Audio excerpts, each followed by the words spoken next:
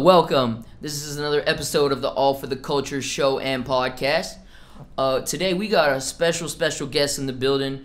We got a man who, just the name rings bells alone, and, solidified in Houston. One of the OGs in Houston that we are honored to have on the show, that we're honored to talk to today.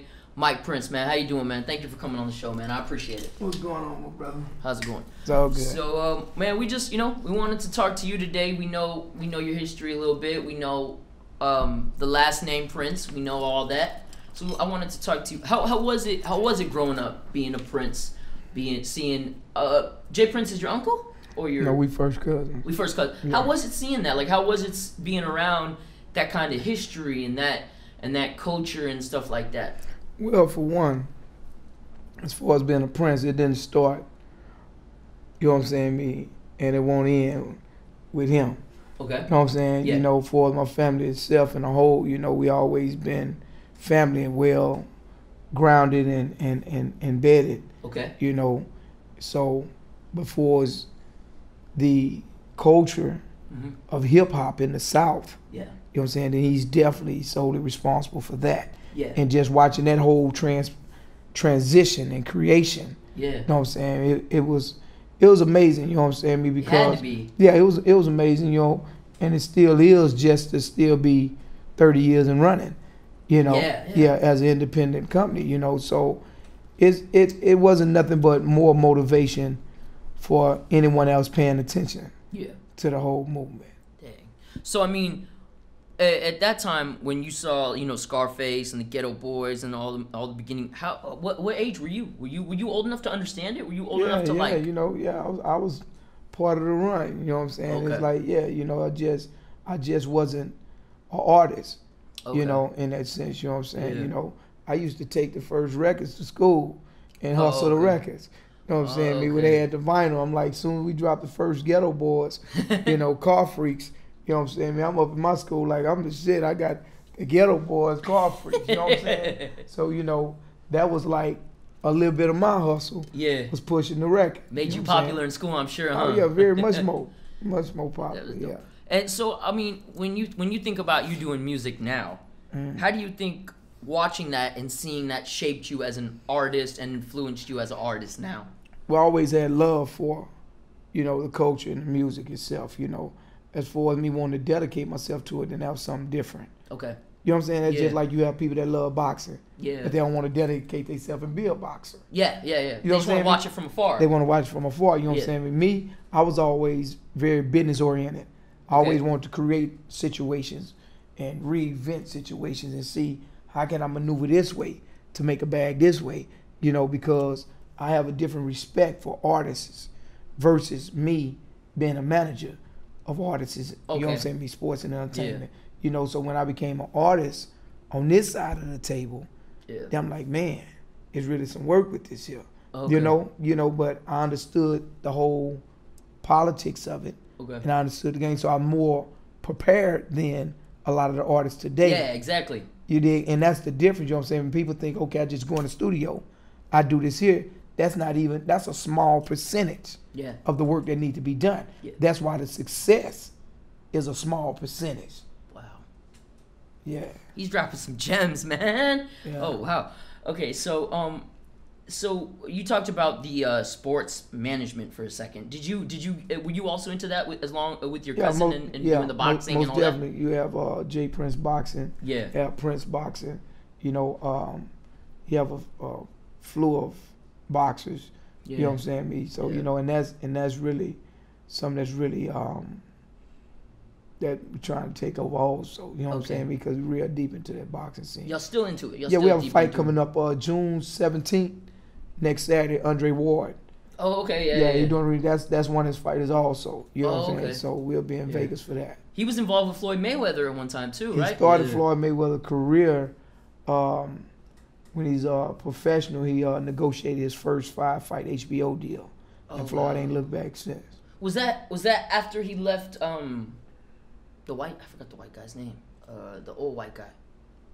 The one. Yeah, there's a lot of them in that industry. He fought. Yeah, I know, right? When he fought De La Hoya, I know he left. No. That was We was before then. He was before then. Yeah, okay. yeah, we was before that. But I mean, y'all have a good relationship because there had been like reports that there was a bad relationship, something like that. That's just reports. Politics. Yeah, it's just reports. Yeah. Entertainment. Yeah. Entertainment. You got to keep something fly in the media. Yeah. What does he say? The lie's always more entertaining than the truth, or something like that. You know. That's true. That is true. Yeah. Everybody wants to hear the lie. Right. They'll run with a lie before they listen to the truth. Yeah, for sure. Right. So To speak on boxing, I want to ask you one question real quick. What do you think about the Floyd Mayweather and the Conor McGregor fight? I don't. Do you think that that's a good idea? Not a good idea? Are you interested in it? I think anything dealing with money and money of that level is a great idea. You know, because I'm a money type guy. You know what I'm saying? Yeah. You know, I'm all so. Yeah. It's a great business move. Yeah. You know, and it might be and it's definitely a different entertaining move. It's not the first time that a boxer done fought someone that knows martial arts. Yeah. You know what I'm saying? Because if I'm not mistaken, Kareem Abdul-Jabbar had was it Kareem Abdul-Jabbar? No, he's a ball player. That's what I was but his thing was martial arts. Okay. He really know that stuff. Oh, okay. I didn't know that. Yeah, wow, he really know that. You know what I'm saying? But being that tall, wow. Yeah, exactly. Jitsu or some way he throw you way across the room. But you know, it'll be entertaining if it really took place. Yeah. It'll be entertaining, but it's all about the money. So you know, if it's a situation that the money ain't involved, you know. But for the sport, I'm not really worried about it. So back to the rapping and the hip hop culture. When you were around that in the early, what did you see? Like, what did you see in the culture that said, wow, I love this culture. This is what I need to be a part of. Whether I'm managing, whether I'm rapping, what was it that drew you to hip hop? I am hip hop. You are hip hop. You were born into hip hop. Yeah, you know because for one, you know where the culture was created. Okay. So when you raised up and you see the whole transition, you know, it's identifying who you are. Okay. You know what I'm saying? Me. So we as not an individual, but we as a people, you know what I'm saying? We were introduced to it just like it was on whatever, you know what I'm saying? It's just something that we came up with. Yeah. You know what I'm saying? Me. Yeah. So, you know, you can even accept the culture and get involved in it and see what, you know, change or difference or what your involvement of it is, or you can choose to do something else. Yeah. I chose because by being a young individual, a teenager, you know what I'm saying? Me at that time, you know, it's like that's what we was on. We was on hip hop. Yeah. You know, so it was just everything natural. But when you speak about the business, then we didn't know how big and that it would have got to the point that it did. Yeah. You know what I'm saying? When Rap-A-Lot was started, you know what I'm saying? Because I had another cousin named Sir Rap-A-Lot that he was the only one in the family that was really rapping. Yeah, I heard about him. You know what I'm saying? Me, so, you know, he was doing his thing, and that kind of like, you know, Jay wanted to give him opportunity. Okay. And like, okay, what you want to do? You want to do this? You know what I'm saying? Me, and he was supporting him. And that's where the name Rap-A-Lot derived from. You know what I'm saying? Me, from Sir Rap-A-Lot. His real name Thelton Polk, you know what I'm saying? Which is Jay Prince Sr.'s brother. Okay. That was his brother, and he's the original ghetto boy. Okay. Yeah, he's the original ghetto boy. You know, he had got incarcerated, came home and went back, but that's where it begun for us. The first artist on Rap. Yeah. Did the Ghetto Boys organically meet, or was it put together? Because I heard it was kind of organic and then it got put together too. No, that was again the masterminds move. You know what I'm saying? I mean, all of them was individual artists are doing whatever they do in their craft. Okay. You know what I'm saying? Me and Jay orchestrated it to like, okay, because all of them was in school, like, okay, y'all need to be a group. Yeah. I'm great. Well, no, I've been rapping on my own, but this is why I want the group. And that shows the greatness in the mind of Jay Prince to see that and be able to like, because you got to look at all of them and then see how they're gonna be cohesively. Right. Because they could all be dope ass rappers, but they're not gonna be good cohesively. You know. So yeah, that's definitely. He orchestrated that and you know made it great. That's cool. So growing up, who did you like to listen to? Who were your favorite? Was it just the people in Rap-A-Lot, or let's say outside of Rap-A-Lot? Who did you like to listen to? Not at all. We listen to some everything because again, it's the culture. Yeah, For sure. You know what I'm saying? So I didn't say, oh man, this is my favorite. Oh, okay. I didn't have a favorite because I was that into it. You know, I'm one of them that's breakdancing and everything. You know what I'm saying? I'm on all that. Oh, you know what I'm saying? So, I'm trying to do the head spins. We got the cardboard boxes. And we just doing all that hip hop. So that's what you mean by I'm hip hop. I like it all, no matter what it is. If it's hip hop, I like it. I like it. You know what I'm saying? I'm the same way. Right. I can't break dance, I can't do graffiti, but when I look at it from afar, I appreciate it and I like it. Yeah. Exactly. So it's it was a lot of them. I'm talking about from Raheem to Rakim to it's many, it's certain ones that stand out more than others because we started like even before NWA. Yeah. You see what I'm saying? And people but we always right there neck and neck moving, at that time in the era. So I remember when that came up here. Yeah. You know what I'm saying? So it's but we was in the South and that's what made us different. Yeah. You know what I'm saying? By us being in the South, wasn't nothing popping in the South. Y'all were the first, yeah. Exactly. Yeah. So that's why when he put that stick and created that stone, you know what I'm saying, for his hip hop coming out the South, that's what made it that much more passionate. Yeah. Because it's not us going against, but people wasn't recognizing us. Yeah. So our fight was a different fight. Yeah. Our fight to let y'all know we not playing down here. Yeah. And we're going to represent this South where we go. Yeah. Whether it's East Coast, West Coast, up North, you know what I'm saying? And that was another momentum because he didn't only put the city on his back, he put the South on his back. Wow. And represent it. You know what I'm saying? So that's what make it that much more passionate to people that know. Impactful and everything. Yes, it's crazy. So, you hear a lot with these musicians and stuff who come from a family background of hip hop, such as yourself, and they kind of wanna say, stay away. I want to do it all myself. I don't want the help of my family because I don't want people to say, oh, you got it because of your family. How do you feel about that? What's your take on that? I love my family, but again, I love business. And to add to that, when you're given a platform, a wise man would build on that platform. Okay. Yeah. But as a man, and not to take away from the platform, any man want to build his own foundation also. Yeah. So it doesn't make it a wrong move to making you know what, let me create my own situation. You know what I'm saying, me? But if opportunity presents itself and you have a platform like a tree and you can be one of them limbs that branch off. Exactly. Even better. Yeah. You see what I'm saying? Family generational wealth. That's exactly. That's how people like Trump and these guys stay rich, is family generational wealth. They have wealth that's passed on from generations to generations to generations. Right. So when I'm able to give my kids that, why are we looking down on that? Or why are people trying to strive away from that? I never understood that. And I always was use the platform that you have and build your own. Right. Like how you said, be a tree, be a branch on a tree. A tree. Yeah. So now I ask you, when you get into the studio, every rapper has their own aura, their own vibe. How do you like to have the studio? What do you like in the studio? What do you have to have? Do you like a lot of people, weed, smoke, drinking? No, because I don't smoke or drink. So I really, I have a saying, one and I'm done. Okay. What you mean one and you done? You know what I'm saying?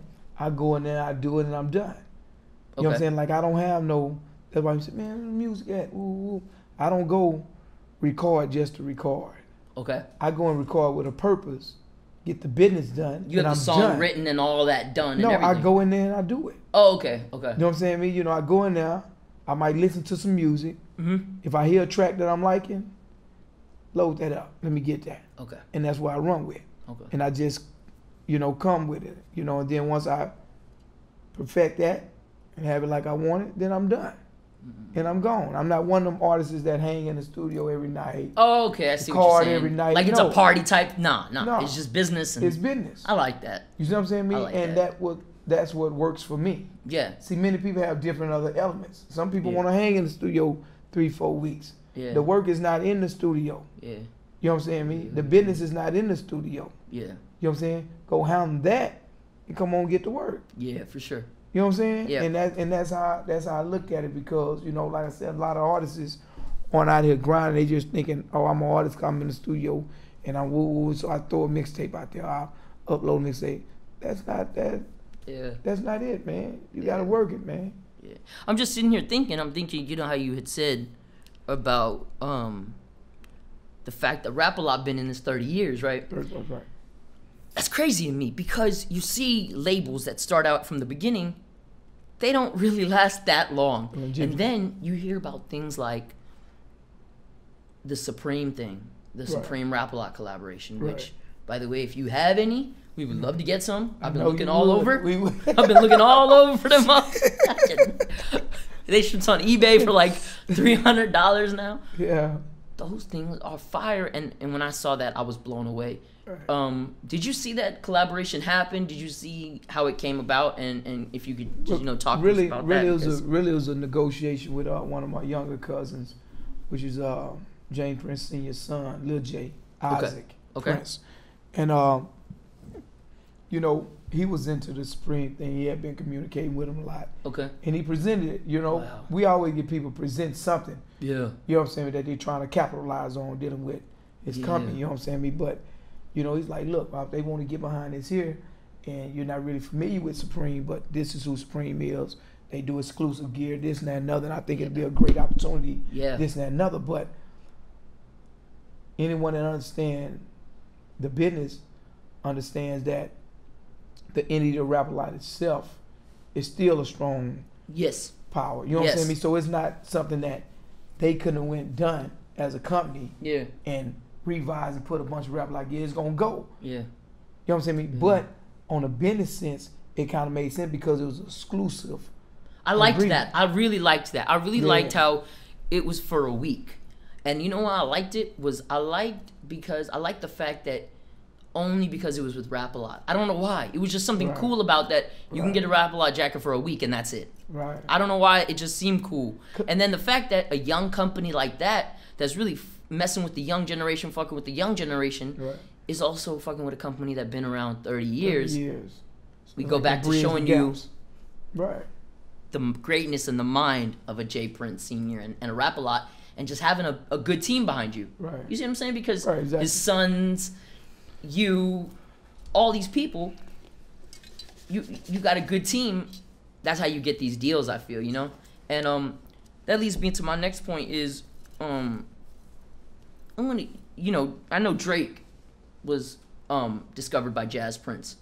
Were you around that? And can you talk about just real quickly what he means to rap? Like what he means to rap? Like why does J Prince and all these people go so hard for him? Go so hard for him. Well, I wasn't there when Jazz discovered him, because I think they had a relationship like over MySpace back in the game or something like that. MySpace was popping, and from my understanding, Drake was kind of hot back where he's from. Yeah. And Jazz just believed in him. Okay. You know what I'm saying? He believed in him. It was a different sound. Yeah. You know what I'm saying? Me, Senior didn't, like, you like this? What's this? This singing, rapping stuff. What's this about? I'm not, he'll tell you in a minute, you know what I'm saying? If you didn't pay attention, like, I didn't see it. You know what I'm saying? But Jazz, and he, like, so on a business level, they created situations, you know what I'm saying, to where he can get the exposure he need to get.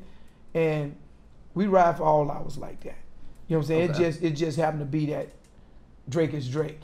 You know what I'm saying? And he's family. Okay. So it's more on it's more televised. It's more televised and highlighted, but we ride for our family like that. Okay. You know what I'm saying? When I say family doesn't just come in the connection of blood. Yeah. You know what I'm saying? We have real family that's, that we ride for. Yeah. You know y'all be careful now, because All for the Culture family too, so don't be playing with us. No, I'm just kidding. You feel me? But because when you see J Prince, a lot of times he'll step into problems that Drake has and says, hey, we're not, that's not happening in the city. When people have had problems with him. And so I think that's definitely commendable on everybody's part to still be loyal. Right. But with you, where do you want to see yourself as far as the rap? So are you done managing? Are you done managing artists? Or you still manage artists? You still manage. Wow. How do you have time to do both? Well, I have a great idea. I have a great idea. Okay. And that idea is, I deal with a lot of things as they come.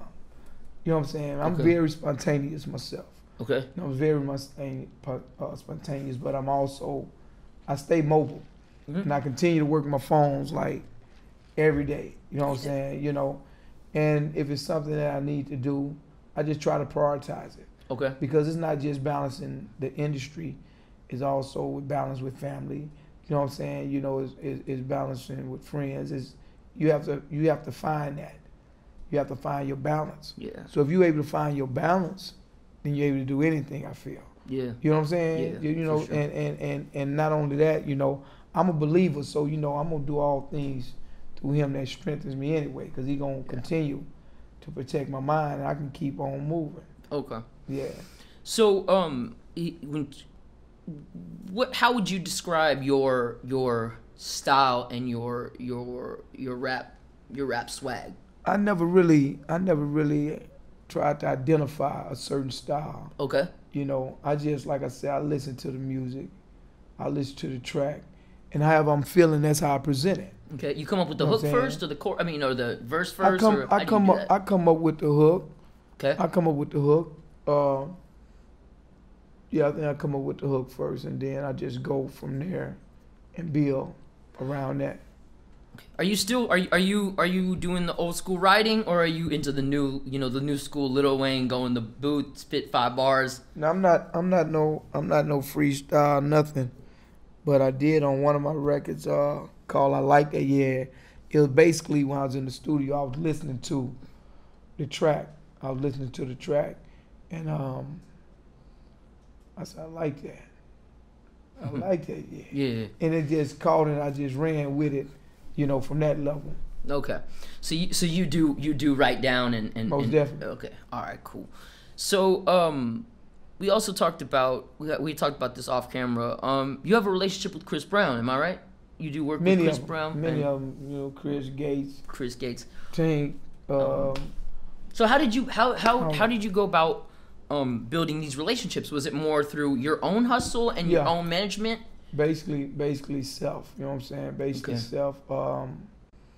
And you know, when you meet someone genuine, you know, a lot of them, you know, see me as being genuine. If you know, and the respect levels of difference, you know, a lot of them in the industry, if they know me, then they'll call me Uncle Mike.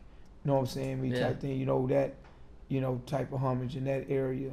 You know, so that's how I deal with a lot of them that I deal with, and then I have a personal relationship with a lot of them. Okay. You know, to where they'll call me for advice or whatever the situation may be. You know, so we good. And that's good. That's good.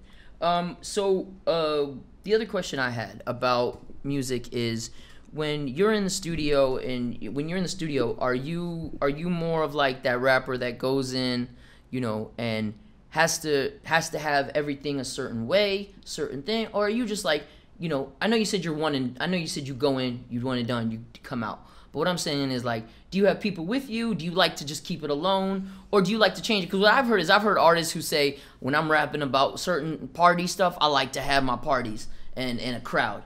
But if I'm not having a crowd, or I'm doing like some love song, I like to be by myself. Does that change for you, or it's kind of all the same? No, it's not. It's not no one way or another way with me. Okay. However I'm feeling. However you're feeling. However I'm feeling. You know, I go in there by myself. I'm done with it. Sometimes I might. Y'all can come. You know what I'm saying? No, I don't want nobody here, because it's like I'm putting this secret together. So, you know, I'm going to bring y'all to check it out. You know what I'm saying? Or sometimes I might let you be there and watch the building of it. Yeah. So when you kind of transferred from, I mean, you're still doing managing, but when you decided to do the rapping too and started doing the art, talk about that transition. And did you start to kind of understand more, or artist more, or, you know what I'm saying? Like, did you have like a transition from being a manager to an artist that kind of made you think differently or see things differently? Well, by me being an artist, it like I said, I was more prepared. Okay. I was more prepared because I manage artists. You know what I'm saying? So I know the information. Okay. So it's like me giving you information, but you're not adhering to it. Okay. You know what I'm saying? So I can tell you anything and everything, but if you don't execute it, then it's just like you not having it. Okay. You know what I'm saying? Me. So by me getting in the ring, I didn't have to go and get that information. Okay. I was just executing the information that I have. Oh, and yeah. You feel me? And I'm working it the way I know to work it and the way I've been telling other artists is to work it, but they continue to do it their way. And they success stay that way. Yeah. You know what I'm saying? Me, you know, they way. You know what I'm saying? Me. So it really wasn't it was a smooth transition for me. And then nobody expected, but you know, those around me, I just said, you know what? And I just went and did it. Yeah. You know what I'm saying? You know, because I'd already been branded I Do This, you know what I'm saying, which is one of my brands, you know. And so when I came with the record, it just fit in. Oh, okay. Yeah. So, growing up and being in this culture and loving this culture as much as you did you, and you got to see the stage shows as far as the recording in the studio and then the promo and all that. Can you talk about the stage show and your stage show as far as, you know, and what you would tell an up-and-coming artist who is watching this show today, who wants to have a good live show, a good, concert? What would you recommend? What would be your advice for someone like that? It depends on that someone. Okay. And it depends on what angle they're coming from. Okay. You know, and what form of entertainment that they're presenting. Okay. You know, it's like my guy, you know, Kevin Gates. You know, he was doing shows and I went on the road with him. He was always inquiring about me. We might have phone calls 2, 3, 4 in the morning. You know, he'll call me, Uncle, what's up? Where you at? You know what I'm saying? We FaceTime, we just rapping. You know what I'm saying? Me talking with each other. You know what I'm saying? Me. Yeah. So he like, man, you know, and he's always eager to do something different and get to that next level. Okay. So be like, what you think I need to do right here? You know what I'm saying? I say, you know what? This is entertainment business. Yeah. Come on, entertaining. Yeah. Put your backdrop, do something extra, start acting out some things. Yeah. So then that's the next time we came back with the Isla tour, he put a little stage set up there. Okay. Isla on the front end. Okay. You know what I'm saying? We just something other than just a bare stage. Yeah. Yeah. You know what I'm saying? Okay. Yeah. And the people watch the growth and then they seen the growth. Okay. They seen them putting different things. They seen them interacting more. You know what I'm saying? Yeah. You know, so that be advice that I give, and it depends on what you're doing. Okay. You know what I'm saying? I mean, let the people grow with you too, and that's how you build your fan base. You know what I'm saying? Let them see that change. Yeah. There's nothing wrong with change. The growth. The growth. Yeah, the growth. You know what I'm saying? Yeah. Okay. So what's your future for music? Where do you want to take this? Do you want to start your own, you know, label, sign a big distribution deal? What's your future? Yeah, I know what I'm saying. Do you want to sign like a huge distribution deal? Do you want to stay indie? How do you want to do it is what I'm asking. Like what's your future? Well, it don't not make you independent when you negotiate distribution deals. Okay. For one, you know what I'm saying? You know, because I have Freak a Lot Entertainment. Oh, really? I wasn't aware of that. Okay. Yeah, I have Freak a Lot Entertainment, which my artist is signed under. Yeah, no, I wasn't aware that you could be indie with distribution. I thought once you have distribution, that means you're not indie. No. Why you think a lot of people is going to grab different distribution companies, for example, Empire. Oh, yeah, that's right. See what I'm saying? That's right. Getting deals with Atlantic. I forgot about that. On distribution side. Yeah. See, that's what an independent company want because you really don't need the big companies no more. Okay. You know what I'm saying? You know, if you get you a deal, get you a distribution deal. Yeah. Something that's going to help your company push your music. Yeah. You know what I'm saying? That way your take is more greater than you the one cutting the check. Okay. You know what I'm saying? You ain't got to sit back and wait for somebody to cut you the check. Okay. You cut the check. You know what I'm saying? So you always want to empower yourself. Yeah.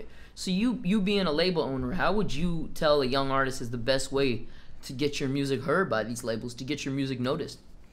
Well, by us having internet, you know what I'm saying? Yeah. It's just like, you know, they need to have a book called Even a Dummy Can Do It. Even a dummy can do it, you know what I'm saying? Because you have everything at your fingertips. Mm-hmm. You know what I'm saying? You have access. As long as you can upload, then the people can get it. Yeah. It didn't used to be like that. Mm-hmm. They used to have to, you know, they had the keys to the street. Yeah. Now you got the keys to the street. You just got to know what door to put it in and when to turn it. Yeah. You know what I'm saying? Yeah. And that's the greatness of the industry from an artist standpoint of view. Mm-hmm. It's not great to the big labels because they lose money if they catch someone blowing up and they can't get down with the bag. Yeah. You know what I'm saying? Yeah. So, you know, keep you know, and a lot of the people is keeping their masters now. They're in control of their future, you know what I'm saying, me? So, you know, that's my main thing is no matter what, secure your bag, man. Yeah. You know what I'm saying? Secure your bag. Talking about distribution, I heard once that back in the day that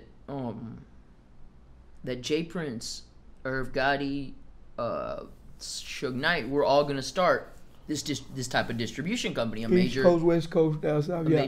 They were, right? Right. Can you talk about that and tell us a little bit about that? Well, it never really took off due to some personal issues that, you know, others had.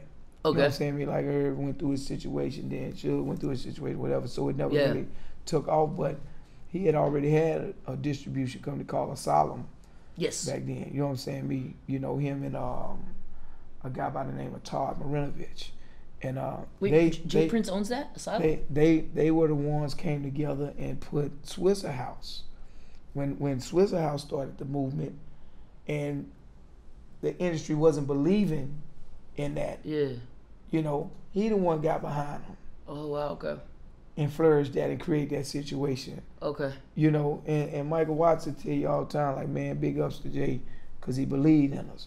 You know what I'm saying? You see, those are the type of silent moves be made in the industry when people don't know. Exactly. We were just talking about this, how the silent moves are some of the biggest ones you don't know. Right. You don't know. Do you think that, and this is just a curiosity question, just a discussion question. Do you think that was a planned takedown of Irv Gotti and Suge Knight so that they could not do the distribution? Because that's something I did read. Well, I won't say a planned takedown when you have rats. You know what I'm saying, me, in your company, or you'd have been in a company with a rat. Yeah. You know what I'm saying, me. You know, I don't think that the industry had nothing to do with the rat being in your company. Yeah. You know what I'm saying? It just has something to do with, you know, just a sucker was around you. You know what I'm saying? Me, you know, and that be a lot of situations that take place like that. You know what I'm saying? Me, that. Yeah. You know. That's cool. So what's the next step for Mike Prince? Oh man, I'm steady stepping, man. It's not one that's written or hidden. Okay. You know what I'm saying? Me, any new projects coming out soon? Most definitely. I'm supposed to get back and do my one and done again. Okay. In a minute. You know what I'm saying? It's about time for me to give him another one. Yeah. So I'm gonna execute that. And we're gonna keep on grinding with this boxing. You know. And I'm getting ready to release a project with my artists, you know, Drew Castillo, you know, Freaky Fresh. You know, I have a Latin artist on my label, you know what I'm saying? Real dope guy, real dope and versatile, you know what I'm saying? So I'm first going to drop a project with him. We'll have to get him in the show. Up under Freak Light Entertainment. Oh yeah, I get him now. All right, man. Well, I appreciate you coming out tonight, and I appreciate you coming visiting the show. And it was an honor to have you, man. Thank you so much for coming in today, man. Appreciate you. All right, man. We out. And you can check us out at www.all4theculture.com. You can check me out at All for the Culture Show or at Hip Hop Handicap. That's on Hip Hop Handicap on the Twitter and on the Snapchat. All for the Culture Show on the Instagram. Shout out all your stuff, And you can check me out at on IG Mike Prince _ I do this. I do this everything. Facebook, Mike Prince, and that is. All right, we out.